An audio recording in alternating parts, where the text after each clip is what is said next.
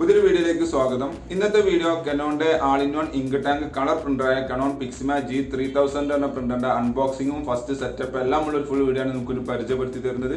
Video കാണുന്ന മുമ്പ് channel subscribe ചെയ്യുക, ലൈക്ക് ചെയ്യുക, ഫോളോ ചെയ്യുക, കമന്റ് ചെയ്യുക, ഷെയർ ചെയ്യുക. അപ്പോൾ നേരെ വീഡിയോയിലോട്ട് പോകാം.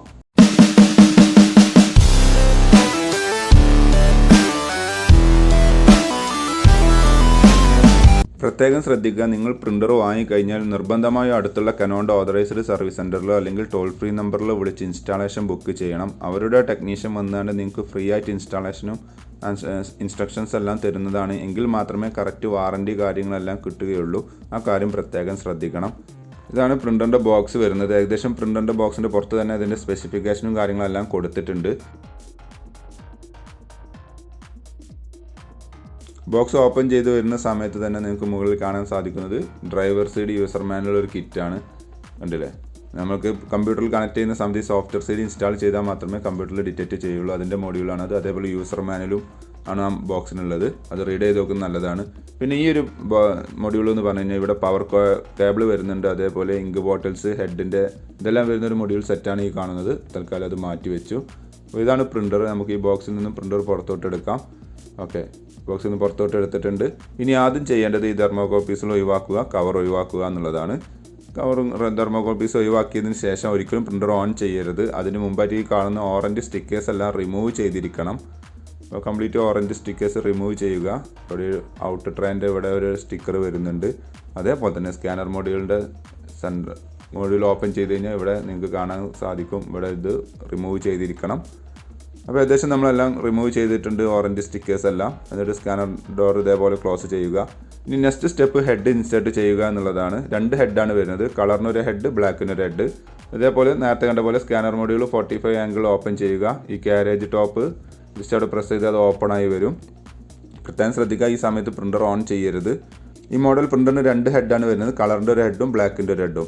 ഹെഡുമ്പോൾ നിങ്ങൾക്ക് BC എന്ന് മെൻഷൻ ചെയ്തിട്ടുണ്ടാവും. B എന്ന് പറഞ്ഞാൽ ബ്ലാക്ക്. അപ്പോൾ ബ്ലാക്കിൻ്റെ ബോക്സ് ഓപ്പൺ ചെയ്ത് ഹെഡ് പുറത്തോട്ട് എടുത്തിട്ടുണ്ട്. നിങ്ങൾക്ക് ആ സ്റ്റിക്കർ കാണാൻ സാധിക്കും. ഓറഞ്ച് സ്റ്റിക്കർ മസ്റ്റായിട്ട് റിമൂവ് ചെയ്തിരിക്കണം. അതിനുശേഷം കാരേജ് യൂണിറ്റിൽ ഈ B എന്ന് എഴുതി അതിൻ്റെ അതേ മാർക്കിൽ സ്ലോട്ടിലോട്ട് തന്നെ ബ്ലാക്ക് ഹെഡ് ഇൻസേർട്ട് ചെയ്യണം. നെക്സ്റ്റ് വരുന്നത് കളർ ഹെഡാണ്, C എന്നുള്ള മെൻഷൻ ചെയ്തത്.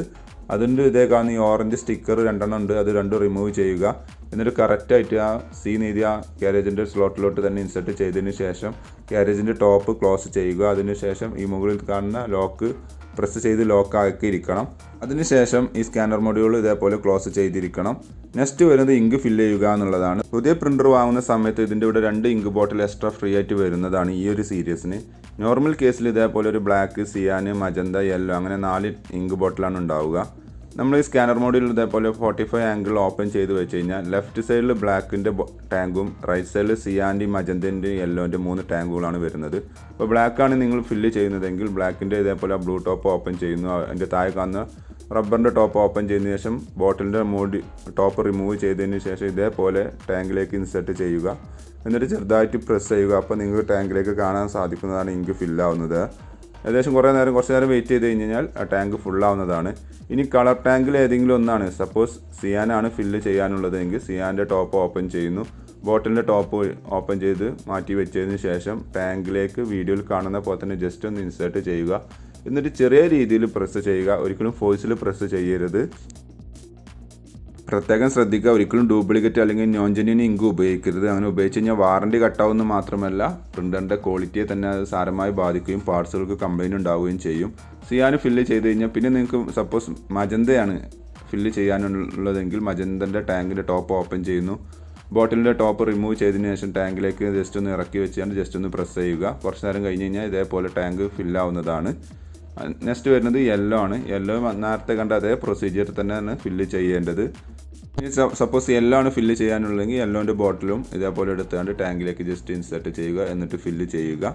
അത് ഏകദേശം കംപ്ലീറ്റ് ആയി കഴിഞ്ഞാൽ മസ്റ്റായിട്ട് ഈ ബ്ലൂ ടോപ്പ് ക്ലോസ് ചെയ്തിരിക്കണം. നെക്സ്റ്റ് സ്റ്റെപ്പ് പ്രിൻ്റർ ഓൺ ചെയ്യുക എന്നുള്ളതാണ്. പ്രിൻ്ററിൻ്റെ പിറകു വശത്ത് ലെഫ്റ്റ് സൈഡിലായിട്ടാണ് പവർ കേബിൾ കണക്ട് ചെയ്യേണ്ടത്. കണക്ട് ചെയ്തതിന് ശേഷം ഈ പവർ ബട്ടൺ ജസ്റ്റ് ഒന്ന് പ്രസ് ചെയ്യുക.